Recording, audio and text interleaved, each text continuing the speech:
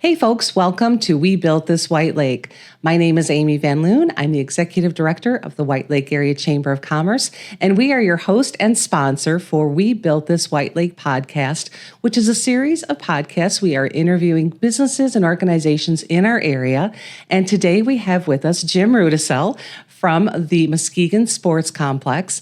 Welcome, Jim. Great to be here.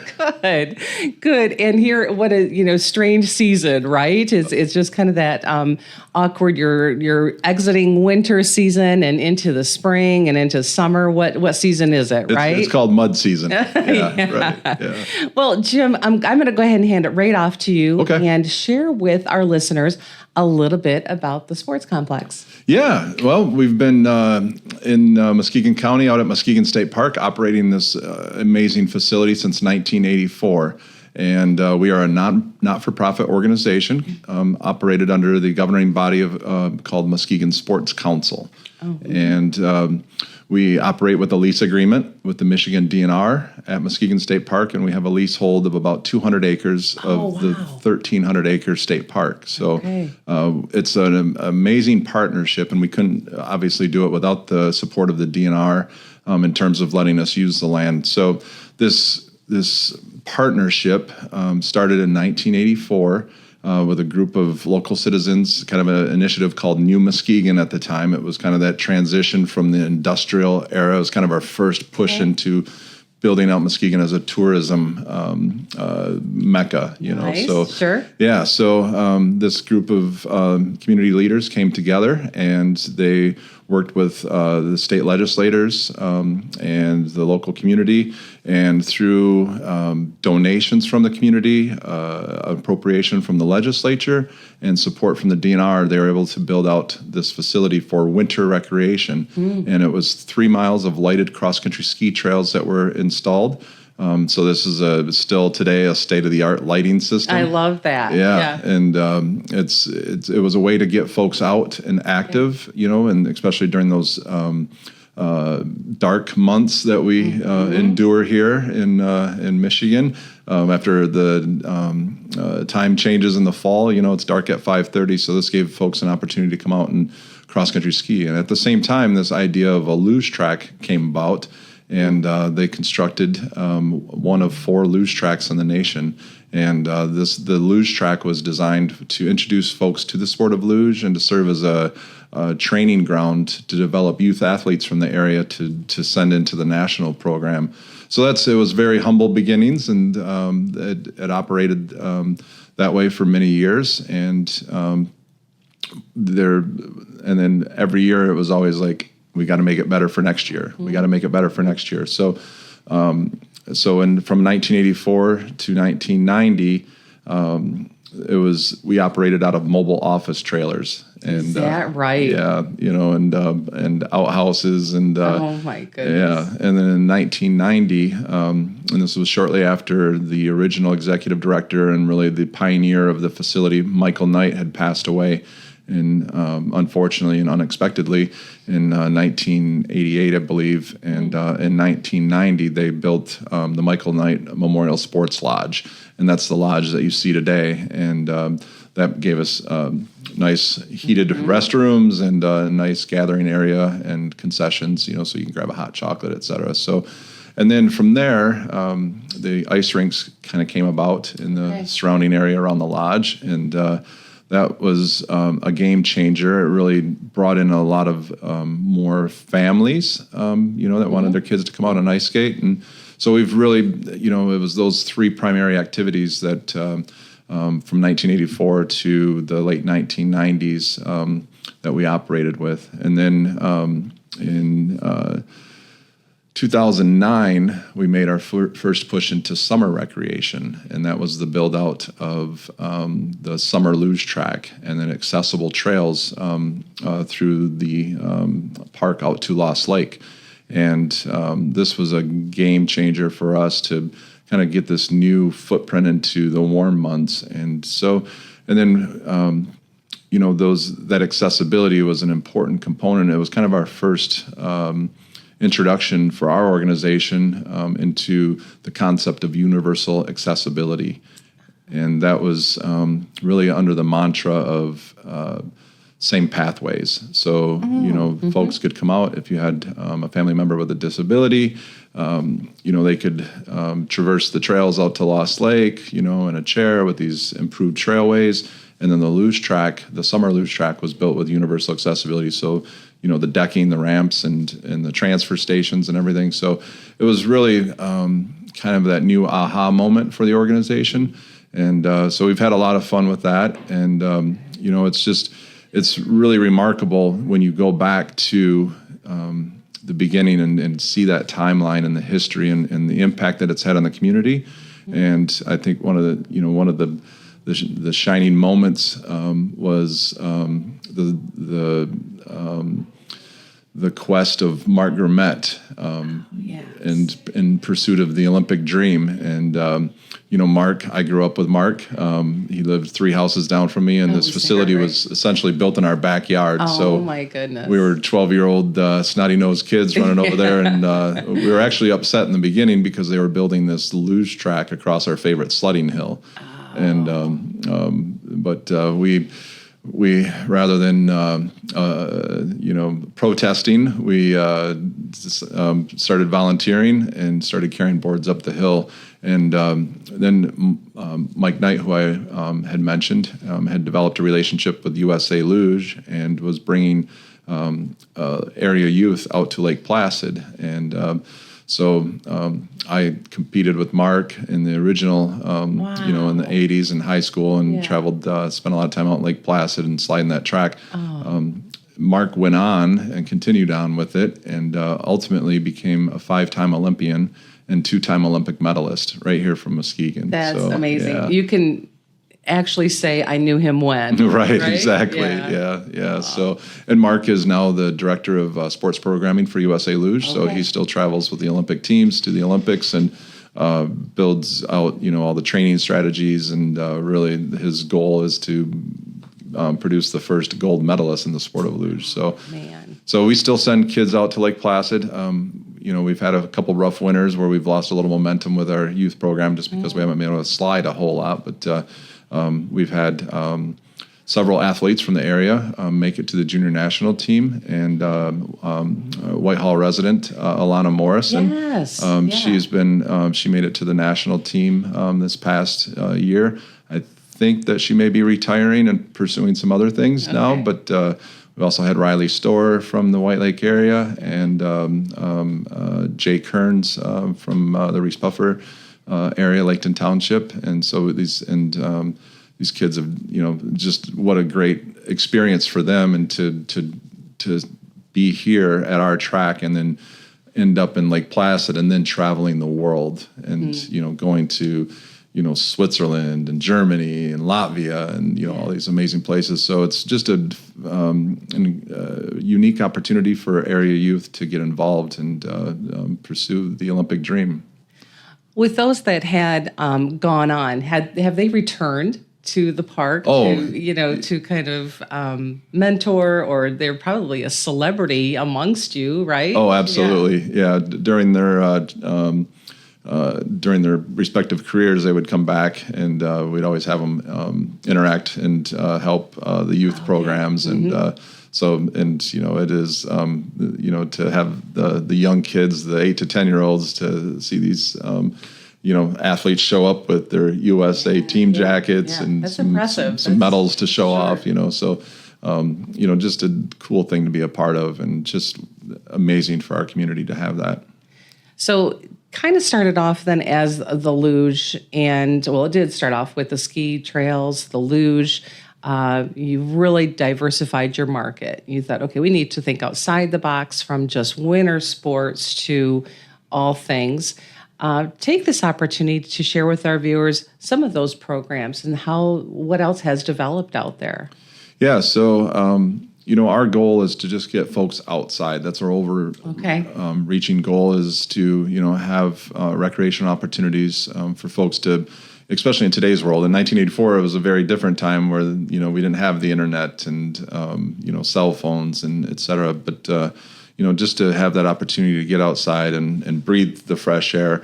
But we have, all of the, we don't make it too serious, right? We want folks to come out and feel welcome and then comfortable to try these new sports. So we'll have, at any given time, if it's the winter time, we'll have our staff can give us a short ski lesson at the head of the ski trail. If you've never been cross-country skiing before, we provide all of the rental equipment. So, to really take out of those obstacles, to enjoy the park, and good signage on the trails and all of those things, and grooming those trails, for cross-country skiing.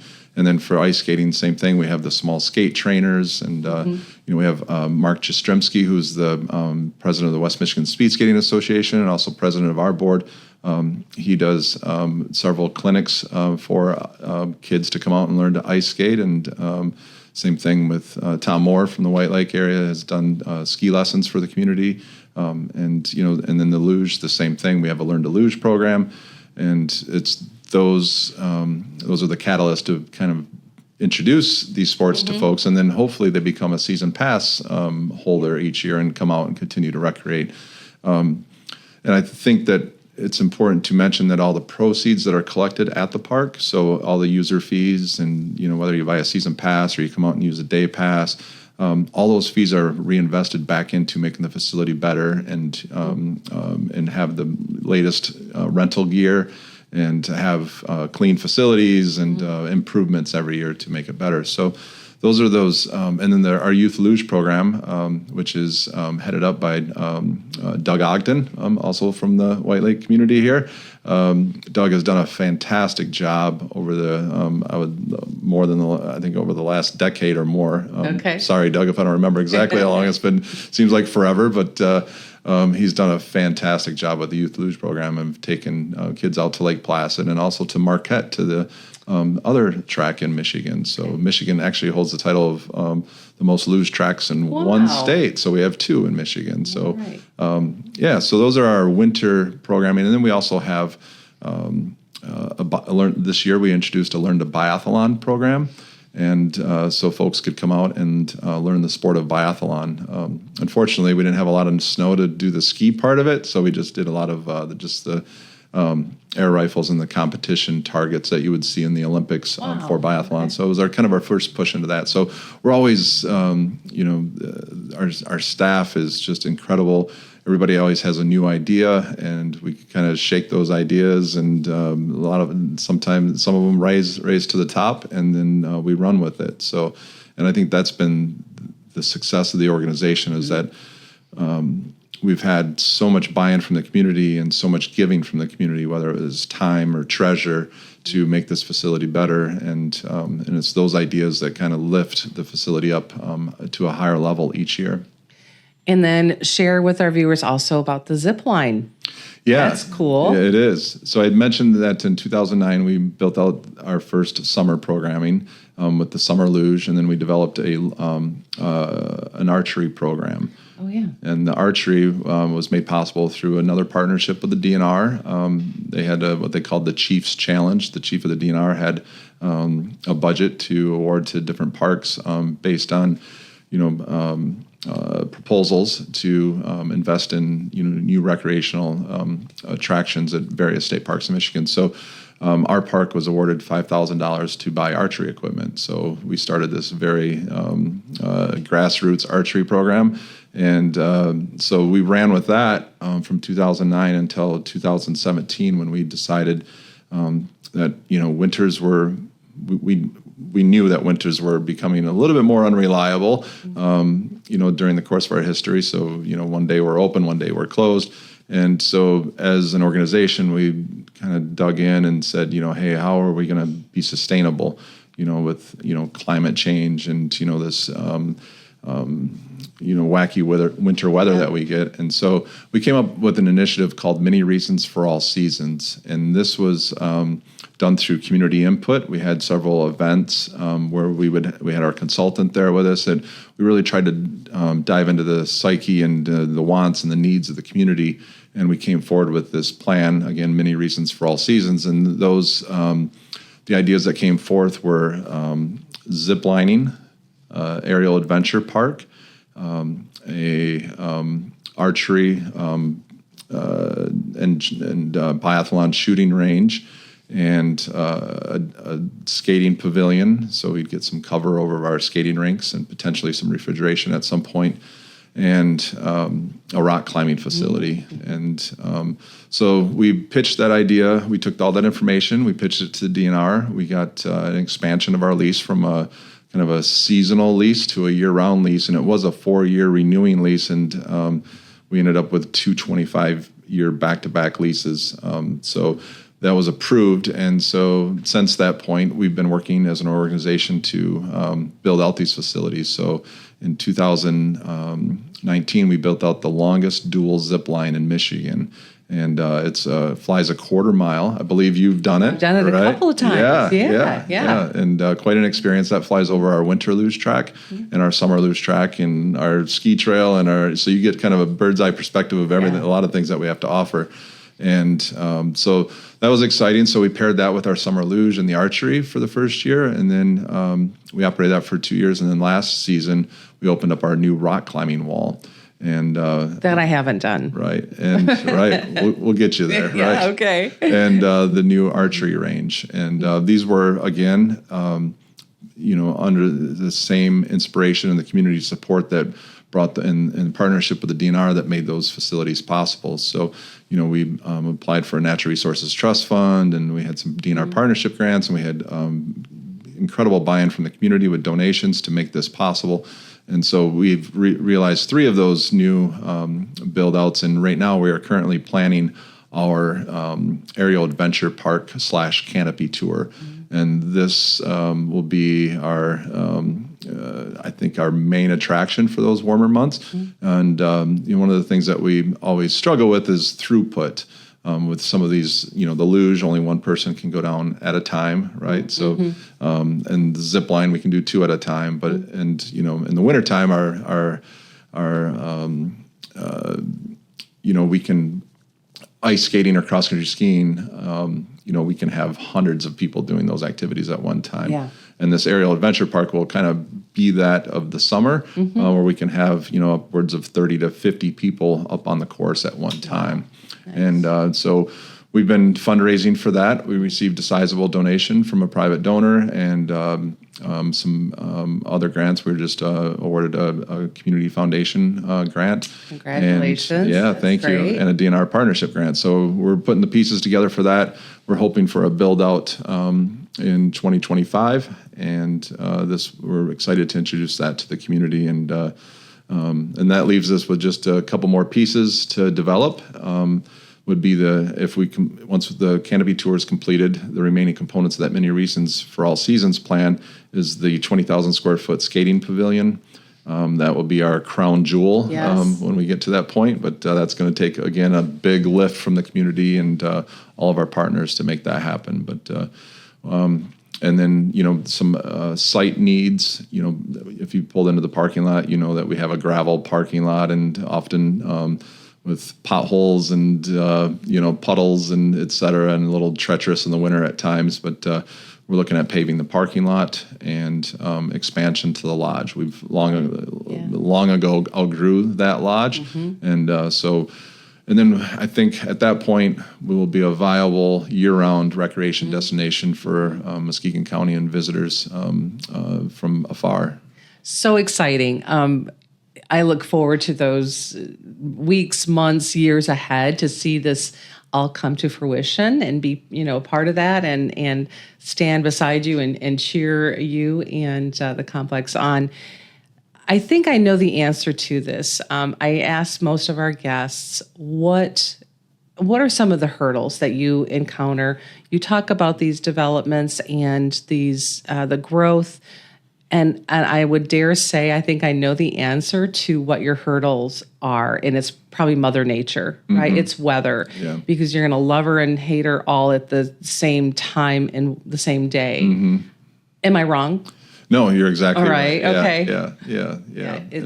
It's the challenge of weather, both probably winter and summer. Yeah, yep. And, winter more than summer, summer, spring, summer, fall. Currently we're hosting field trips So Dan Bonner is our summer operations manager, and him and our amazing team of guides, and it's just wild to me that we've been so lucky with the staff that we have. Awesome. And the leadership that we're seeing from the new generation coming up and helping lift this amazing facility. With that said, this winter and last winter were two of our most difficult winters that we've endured. This winter being the worst. It was, if you've lived here, you know what it was, right? 50 degrees in February was not ideal. So that was a major challenge, and we're able to continue on with the success of our season pass holder program.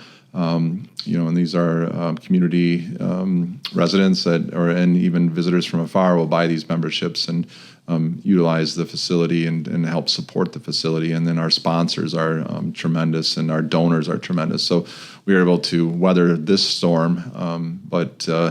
And then summertime, you have a little bit better chance of, being able to rely on the weather. We still play in the rain, just not lightning and, heavy winds. There's some limitations, when we get into those situations. But, when we realize the pavilion someday, that will kind of weatherproof a little bit of that winter time thing. And, a lot of folks will, say, how come you don't refrigerate or you're not making snow? And, so some of those hurdles have been site limitations and and utility limitations. So three-phase power has been quite a distance from the park. It's at the corner of Fenner and Scenic now, which is a lot closer than it was when we first looked at refrigeration, when it was at the corner of Giles and Scenic. And it's a very expensive extension cord to get that kind of utility to the park. And then you have to look at, what are those operating costs? Refrigeration and snowmaking are very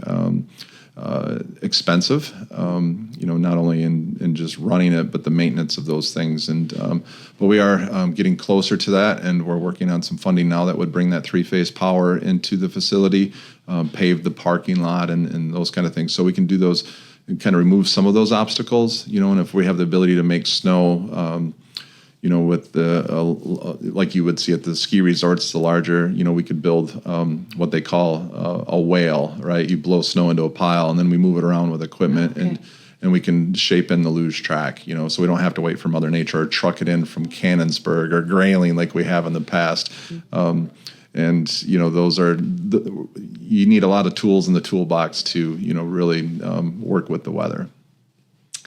Share with our listeners also, just to touch on it, how you've impacted the community. And it's been numerous ways, I realize that, but specifically those that have maybe mobility limitations or even at-risk individuals. How has the park accommodated those needs? Yeah, for over, I'd say for 3 decades, we've worked with the neighborhood associations and school districts, especially in the at-risk areas of Muskegon County, to bring kids out and introduce them to outdoor recreation and, getting them away from video games and maybe, behavioral risks that exist in their communities. We can get them out and show them that there's, another way to play outside, and some great ways to spend your time. And lately, as we know, we're all glued to our phones and computer screens, and to have these kids step away from that, and even adults, right, to just disconnect and just become one with nature is very powerful. And you can see that change in their faces and their behavior as they migrate through their day at the facility. So, and then universal accessibility, which I touched on a little bit earlier, that concept of same pathways, we kind of coined that term. And, we want everybody to do their challenge by choice, but we also want them to also enjoy the facility together and not be segregated to this is the this is your accessible pathway, but everybody else has to go this way. So we, in our design process, is now incorporate same pathways, and that, so for instance, the zip line, it was, we really had to think outside the box to how do we, say work with somebody that's confined to a wheelchair. And so the top tower is 24 feet off the ground. So we have, in the design, we built out a davit arm off the top pole, and then we have a 5-in-1 lift system called the Ralph.